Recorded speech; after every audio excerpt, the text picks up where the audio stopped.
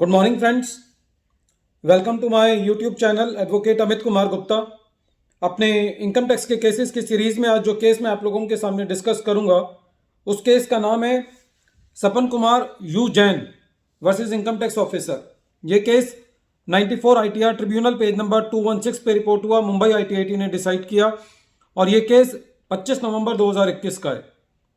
Friends, ये case section 148 पे, 143 sub section 2 पे, 142 सब सेक्शन 1 पे, 133 सब सेक्शन 6 के सारे प्रोविजंस को इतने बढ़िया तरीके से इलेबोरेट करता है और सही ट्रू सेंस के अंदर इन सेक्शंस का क्या मतलब है और ये सेक्शंस किस तरीके से एसएससी के अगेंस्ट मिसयूज किए जाते हैं और एसएससी इन सेक्शंस से किस तरीके से बाहर आ सकता है।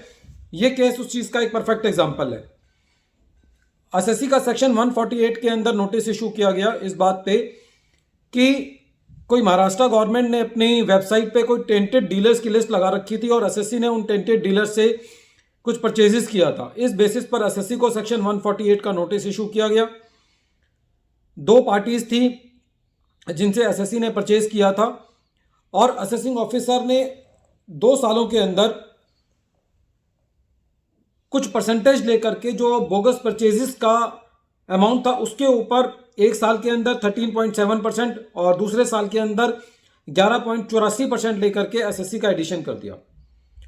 यहां तक तो असेसिंग ऑफिसर ने जो अपना काम किया, क्योंकि जनरली हम देखते हैं असेसिंग ऑफिसर सारी परचेजेस को ऐड कर देता है, लेकिन यदि हम इतना पार्ट देखें तो असेसिंग ऑफिसर ने काफी कुछ एसएससी के साथ न्याय किया।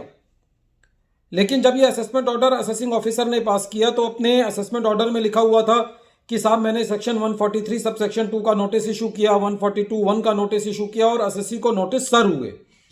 लेकिन असेसमेंट ऑर्डर में ये नहीं लिखा हुआ था कि ये नोटिस कब इशू किए गए और एसएससी को कब सर्व किए गए।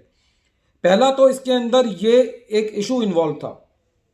दूसरा ये था कि एसएससी ने during the assessment proceedings assessing officer को जो लेजर थे वो सारे दिए थे, पैन कार्ड की कॉपी दी थी, आधार कार्ड की कॉपी दी थी। जो भी बोगस परचेजेस का डिपार्टमेंट का एलिगेशन था उसके अगेंस्ट जो एसएससी अपना डॉक्यूमेंट्री प्रूफ सबमिट कर सकता था वो एसएससी ने सारे असेसिंग ऑफिसर को during the assessment proceeding submit किए। लेजर दिए, पैन कार्ड की कॉपी दी, आधार कार्ड की कॉपी दी और असेसिंग ऑफिसर ने सेक्शन 133 सब सेक्शन 6 के अंदर समन्स इशू करके एसएससी को इंफॉर्मेशन मांगी। नोटिस सर्व हुए लेकिन उनका रिस्पांस नहीं मिला। तो इस बात पर असेसिंग ऑफिसर ने कुछ परसेंटेज लगा करके जो बोगस परचेजेस था उसका एडिशन कर दिया। एसएससी का ये कहना था कि साहब मैंने तो ये जेन्युइन परचेजेस किए हैं और मेरे ऊपर ये परसेंटेज भी नहीं लगनी चाहिए। जनरली तो एसएससी की ये लड़ाई रहती है कि एसएससी कहता है साहब बोगस परचेजेस हैं, मेरी सारी ऐड मत करो, मेरे ऊपर परसेंटेज लगा करके छोड़ दो जीपी। यहां पे परसेंटेज लगाई तो एसएससी का ये कहना था कि साहब मेरी तो बिल्कुल जेन्युइन परचेजेस हैं और मेरे ऊपर ये परसेंटेज भी नहीं लगनी चाहिए। तो एसएससी जो है सीआईटी अपील के पास गया। सीआईटी अपील ने दोनों सालों में जो अलग अलग परसेंटेज लगाया था असेसिंग ऑफिसर ने 13.7% और 11.84%, दोनों सालों में वो 12.5% कर दिया। तो उन्होंने तो अपनी एक जान छुड़ा ली एक तरीके से। एक जो असेसिंग ऑफिसर का ऑर्डर था उसको बाईपास कर दिया। जब मैटर आईटीआईटी के पास गया तो आईटीआईटी के सामने एसएससी की एक दलील और ये थी कि एसएससी का ये कहना था साहब कि ये असेसमेंट ऑर्डर में लिखा हुआ है कि सेक्शन 143 सब सेक्शन 2 का नोटिस इशू किया गया और सर्व किया गया, 142 सब सेक्शन 1 का नोटिस इशू किया गया और सर्व किया गया, मुझे तो ये नोटिस ही नहीं मिले। तो इस पर आईटीआईटी का ये कहना था कि असेसिंग ऑफिसर ने खाली अपने ऑर्डर में ये लिखा हुआ है कि ये नोटिस इशू किए गए और सर्व किए गए, एक्चुअली में ये नोटिस फाइल पर नहीं पाए गए और इनका सर्विस का प्रूफ जो है वो फाइल पर नहीं है।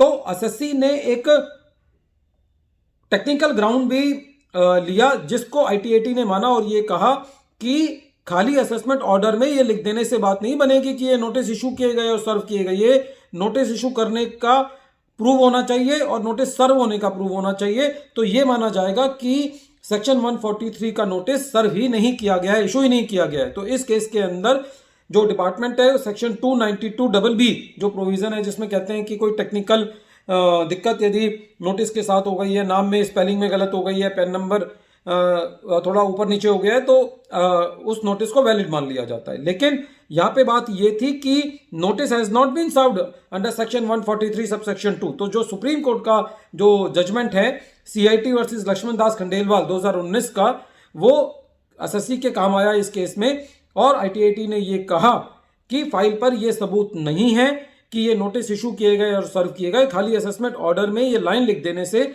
बात नहीं बनेगी। दूसरा, ITAT का ये कहना था कि जब असेसिंग ऑफिसर ने सेक्शन 133 सब सेक्शन 6 का नोटिस दिया और उनका रिप्लाई नहीं आया, तो असेसिंग ऑफिसर के पास सेक्शन 131 में पावर थी, उनको नोटिस दे करके उनको समन करके बुलाते और उनकी स्टेटमेंट रिकॉर्ड करते। तो ये काम भी असेसिंग ऑफिसर ने नहीं किया। तो खाली 133 सब सेक्शन 6 का नोटिस रिस्पॉन्ड नहीं हुआ, इस बेसिस पर आप एसएससी का एडिशन नहीं कर सकते। और ITAT ने जो एडिशन असेसिंग ऑफिसर ने किया था और जो CIT अपील ने उसको 12.5% कर दिया था, उसको भी डिलीट कर दिया। फ्रेंड्स, ये केस बहुत इंपॉर्टेंट है, क्योंकि या तो पूरी परचेज ऐड कर देते हैं या उसका परसेंटेज भी ऐड करते हैं। तो यदि परसेंटेज को भी छुड़ाना है तो किसी ना किसी ऑर्डर को पढ़ के कोई ना कोई ऐसी हेल्प मिल सकती है जहां से हम इस नतीजे पर पहुंचे कि एसएससी के फेवर में कोई बात आ जाए। तो खाली 133 सब सेक्शन 6 का नोटिस रिस्पॉन्ड नहीं किया गया, इस बेसिस पर आप एसएससी का एडिशन नहीं कर सकते। Friends, at the end of my this video I appeal to you that please subscribe my channel if you have not subscribed yet, and press the bell icon if you wish to receive the future notifications of my coming videos. Thank you, friends.